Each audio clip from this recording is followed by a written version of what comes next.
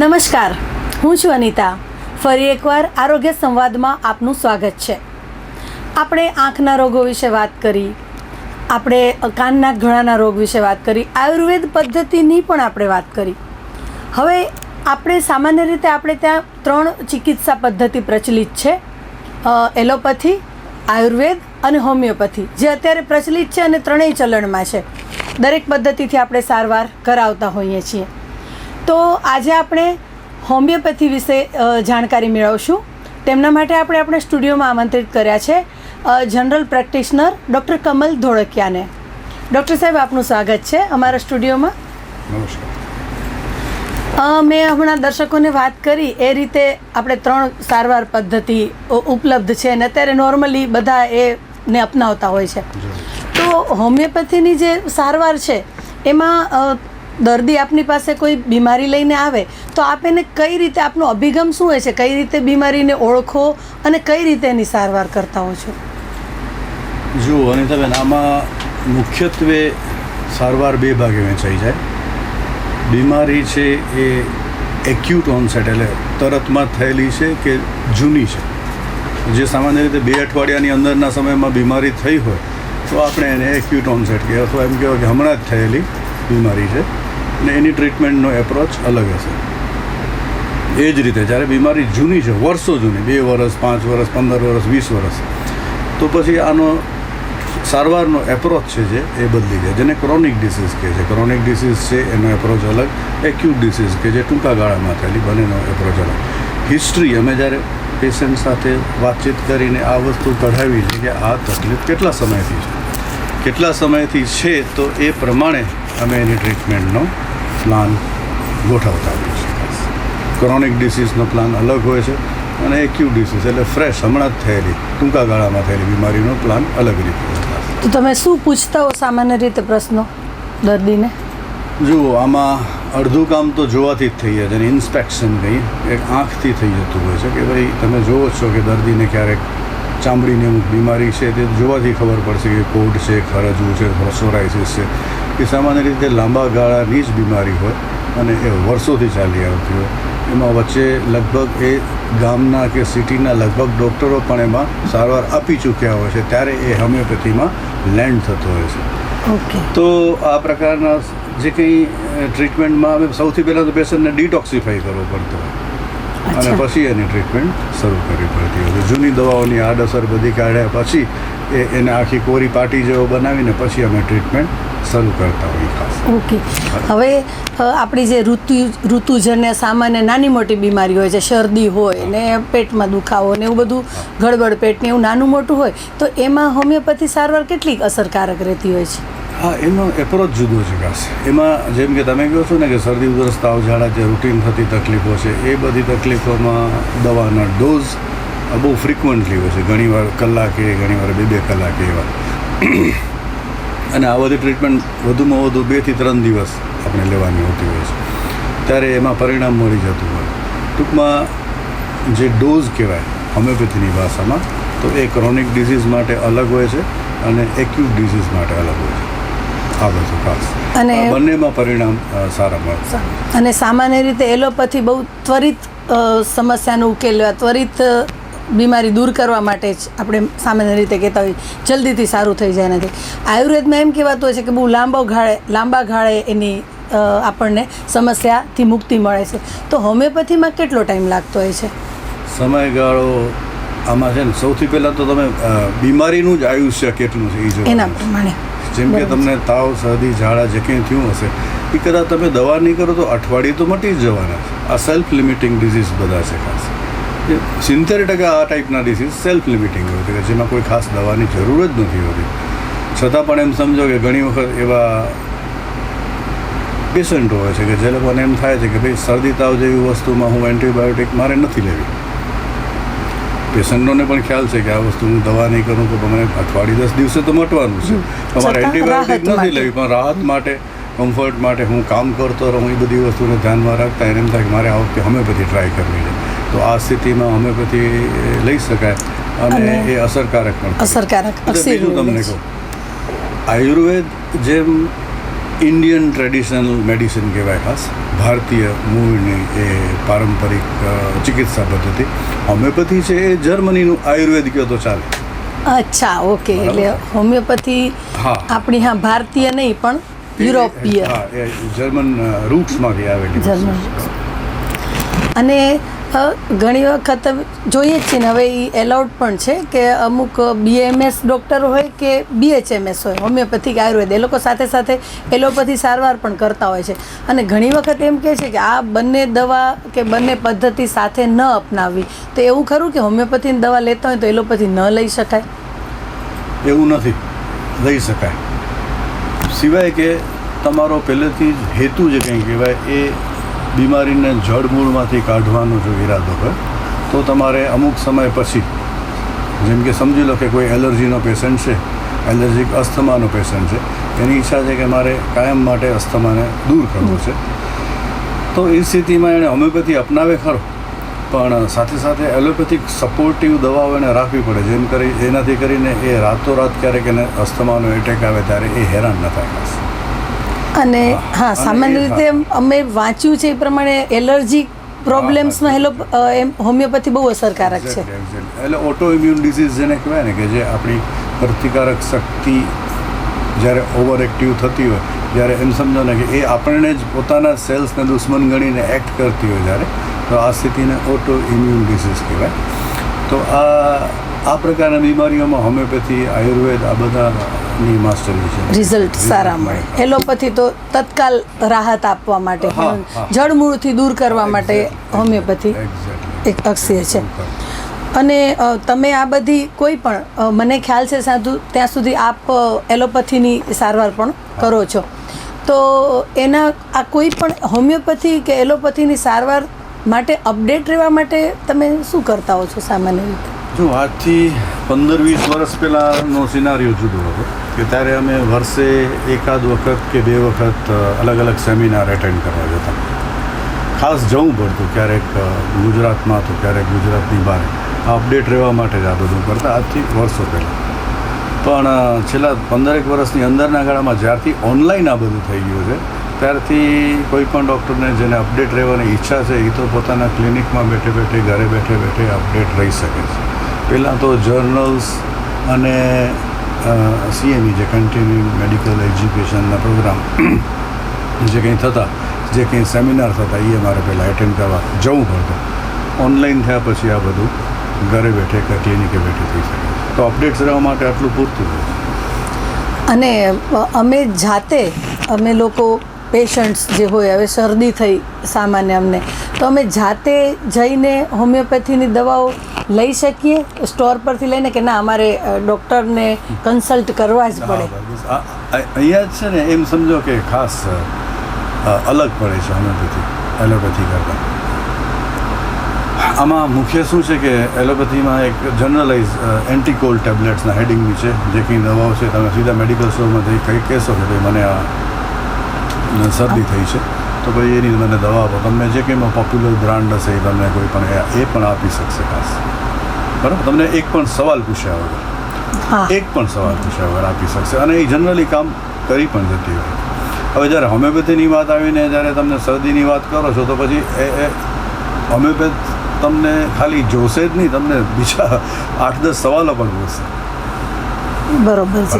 એટલે હોમિયોપેથી દરેક દર્દીએ અલગ અલગ સારવાર છે. ઇન્ડિવિજ્યુઅલાઇઝેશન નામની વસ્તુ છે. દરેકને ઇન્ડિવિજ્યુઅલાઇઝ, જેમ પર્સન પણ ઇન્ડિવિજ્યુઅલાઇઝેશનમાં, જેમ કે એક બીમારીને પણ ઇન્ડિવિજ્યુઅલાઇઝ કરે છે કે ભાઈ શરદી અનિતાબેનને થઈ છે, કારણ કે અનિતાબેનની તાસીર એ પ્રમાણે છે, તો એ પ્રમાણે દવા પસંદ કરો. એનું કામકાજ આ પ્રમાણે છે, એની લાઈફસ્ટાઈલ આ પ્રમાણે છે, ને જો એને શરદી થઈ છે તો એના માટેની દવા એ છે.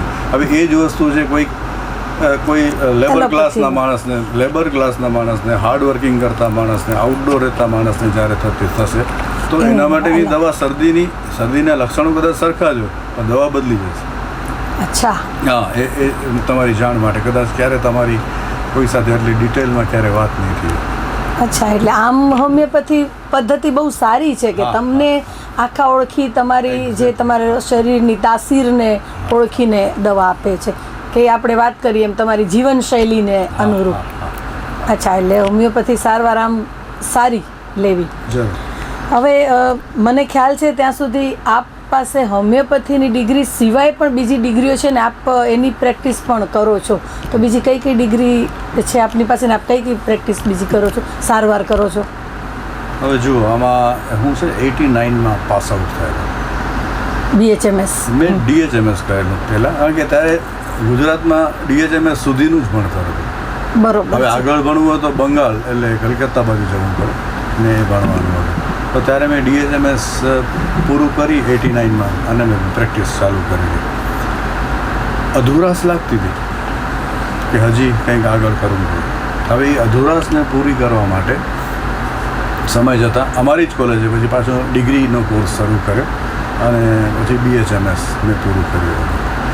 પણ આ બે વસ્તુની BHMSની ડિગ્રી લીધી એ દરમિયાન એમ સમજો કે મને પ્રેક્ટિસને ઓલરેડી 7-8 વર્ષ થઈ ચૂક્યા હતા.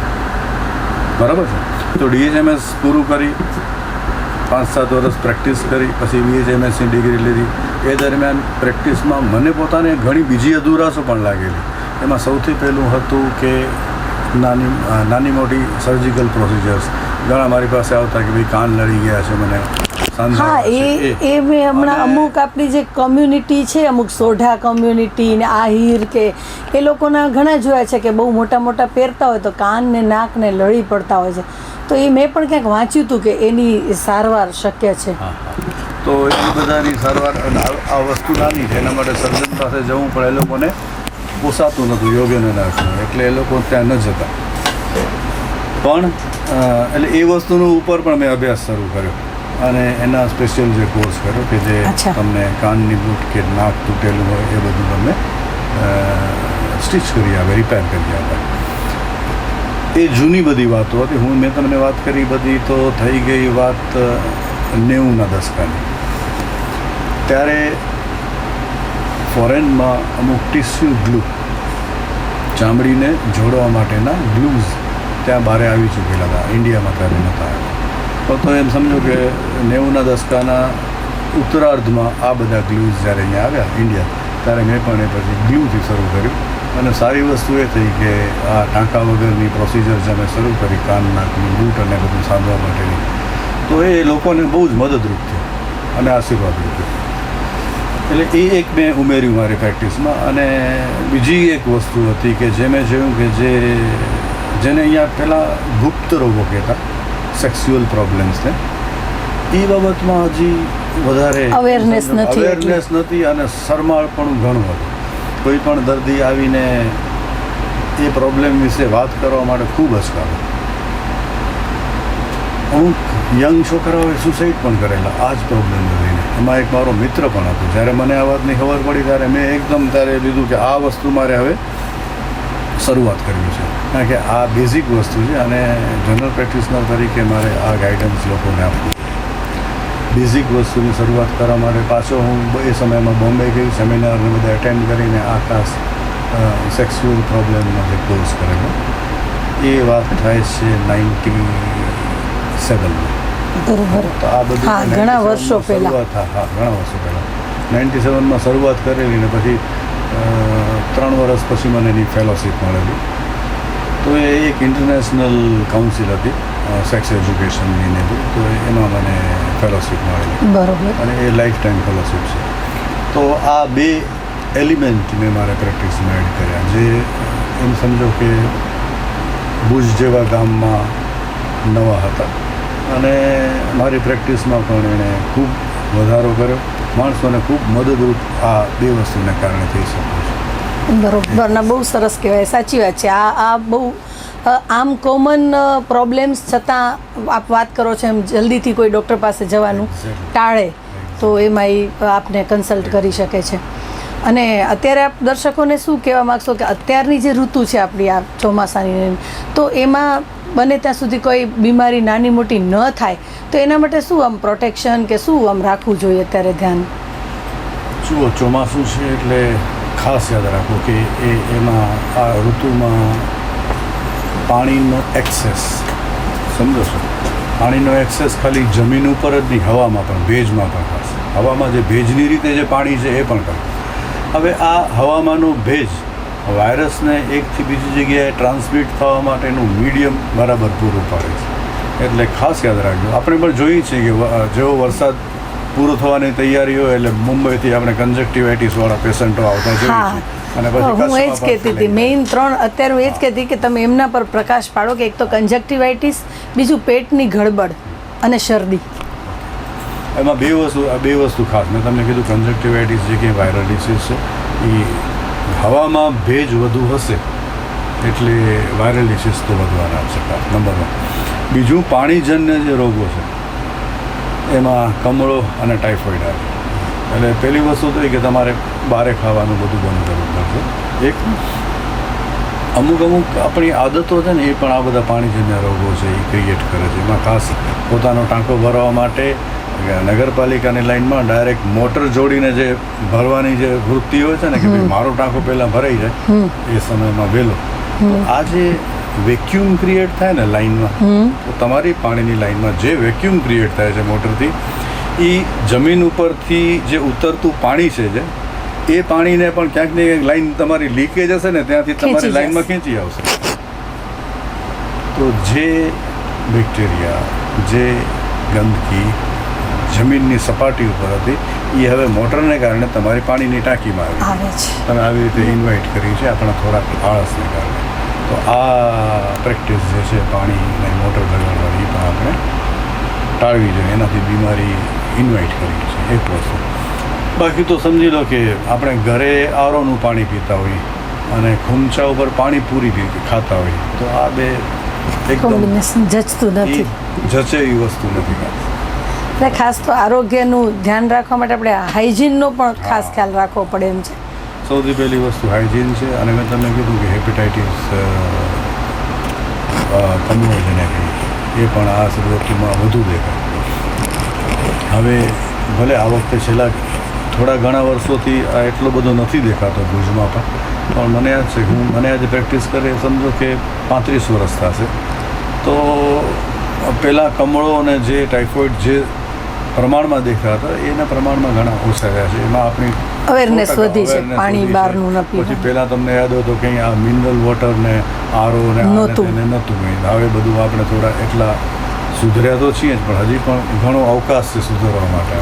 પણ છતાં જોયું છે, અમારો જ અનુભવ કહું તો બહારનું પણ ન ખાતા હોઈએ, ઘરમાં આપ કહો છો એમ આરોનું પાણી જ પીતા હોઈએ કે બધું હાઇજીન ને હેલ્થનો બધો જ ધ્યાન રાખતા હોઈએ, છતાં પણ પેટની ગડબડ થાય જ છે અને કંજક્ટિવાઇટિસને પણ નથી જ રોકી શકાતું. તો એનું રીઝન શું ને એ બચવા માટે શું કરવું એના માટે? આવા જુઓ, આંખનો વાયરસ, ગળાનો વાયરસ અને પેટનો વાયરસ એ કંઈ અલગ અલગ વસ્તુઓ નથી હોતી. એક ખાસ યાદ રાખજો. અચ્છા, બરાબર છે. વાયરસ છે જે તમારા શરીરમાં જ્યારે એન્ટ્રી લે છે પછી આપણે એના માટે શબ્દ છે ટિશ્યુ એફિનિટી, કે ભાઈ તમારો શરીર છે એમાં એ રિસેપ્ટર છે એને ક્યાં મળે છે વાયરસને, એને સાનુકૂળ જગ્યા ક્યાં મળે છે એ જગ્યાએ પોતાનો જમાવડો કરી એટેક કરશે, ત્યાં એ એટેક કરશે, પોતાની એક્ટિવિટી ચાલુ કરશે. એટલે આમ એટલે અમુક એક એવો વાયરસ છે કે જેનાથી એ જ વાયરસથી તમને શરદી થશે, ગળામાં સોજો આવશે અને એ જ વાયરસ તમને ઝાડા પણ કરી શકે.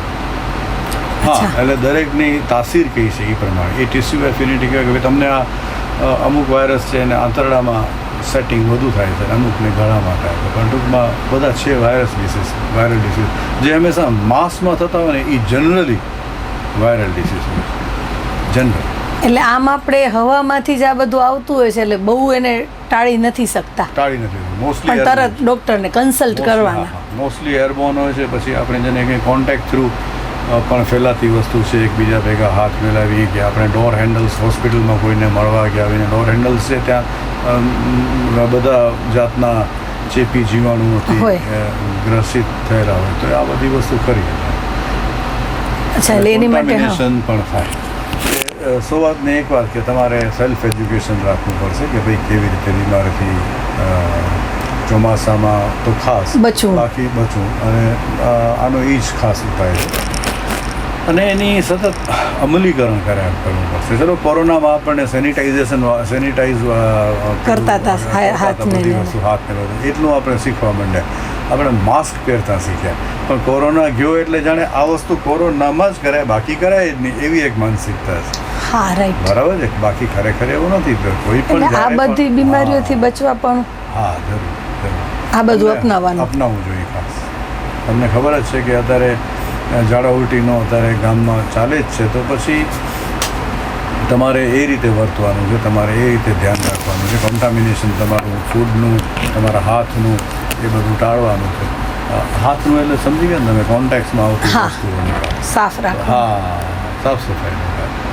અને મુખ્ય વસ્તુ મેં તમને કીધું એમ કે અમુક શું કહેવાય, માસ્ક જે કંઈ કહેવાય, જે લોકોને ખબર જ છે કે એ લોકોને એલર્જી, શરદી આ ઋતુમાં વધારે રહે છે, તો એ લોકોએ માસ્ક વાપરવામાં કંઈ શરમ અનુભવવાની જરૂર નથી.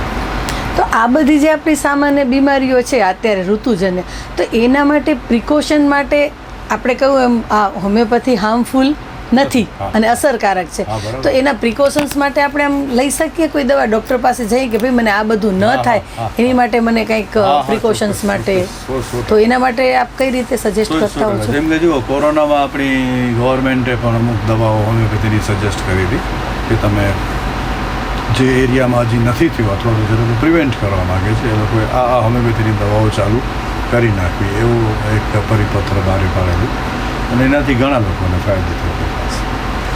પણ આ ટાઈપની દરેક વસ્તુ ખરી કે તમે પહેલેથી પ્રિવેન્ટિવ લઈ શકો તમને. હોમિયોપેથીમાં એવું ખરું, બરાબર છે. ના, ખૂબ સારું માર્ગદર્શન મળ્યું, ખૂબ સારું જાણવા મળ્યું. દર્શક મિત્રો, આપણે અત્યાર સુધી એલોપેથી કે આયુર્વેદ પદ્ધતિથી જાણતા હોઈએ છીએ એને આપણે, પણ આજે આપણને ડૉક્ટર કમલ ધોળકિયા પાસેથી હોમિયોપેથી વિશે પણ ખૂબ આપણને સારી જાણકારી મળી. એમણે કહ્યું એ પ્રમાણે ખાસ આપણે લોકો એક તો ખ્યાલ રાખવાનો છે સેલ્ફ ડિસિપ્લિનનો કે અને સેલ્ફ હાઇજીનનો, સેલ્ફ એજ્યુકેશનનો, કે અત્યારની આ સિઝનમાં બહારનું ખાવા પીવાનું ટાળો અથવા તો ગરમ ખાઓ. પાણીજન્ય રોગોથી બચવા માટે પાણી પણ શુદ્ધ પીઓ અને એમણે વાત કરી એમ સ્વચ્છતાનું ધ્યાન રાખો, હાથ ધુઓ, બહારથી આવીને તો ખાસ હાથ ધુઓ. અને એમણે કહ્યું એ પ્રમાણે આ બધી બીમારીઓથી બચવા માટે આપણે પહેલેથી જ બીમારી ન હોય ત્યારે પણ આપણે એમને કન્સલ્ટ કરીને હોમિયોપેથીની દવાઓ લઈ શકીએ છીએ કે પહેલાંથી જ, કે જેથી આપણને આ શરદી કે સામાન્ય પેટની ગડબડ કે એવું ઋતુજન્ય રોગો ન થાય. તો એમની પાસેથી આપણને ખૂબ જ સારું માર્ગદર્શન મળ્યું. આપનો ખૂબ ખૂબ આભાર ડૉક્ટર કે તમે અમને અને દર્શકોને ખૂબ ખૂબ સારી માહિતી આપી. દર્શક મિત્રો, આપનો પણ ખૂબ ખૂબ આભાર કે આપ અમારી સાથે જોડાયેલા રહ્યા. હજુ આપણે નવી નવી ઉપચાર પદ્ધતિઓ કે નવા નવા રોગ વિશે આપણે આપણા સ્ટુડિયોમાં નિષ્ણાત ડૉક્ટરોને બોલાવતા રહીશું, જેથી આપને અને અમને બધાને સારી માહિતી, સારું માર્ગદર્શન મળી રહે. તો આપને ફરી નવા એક વિષય સાથે, નવા એક નિષ્ણાત ડૉક્ટર સાથે ફરી મળીશું. ત્યાં સુધી રજા આપશો. નમસ્કાર.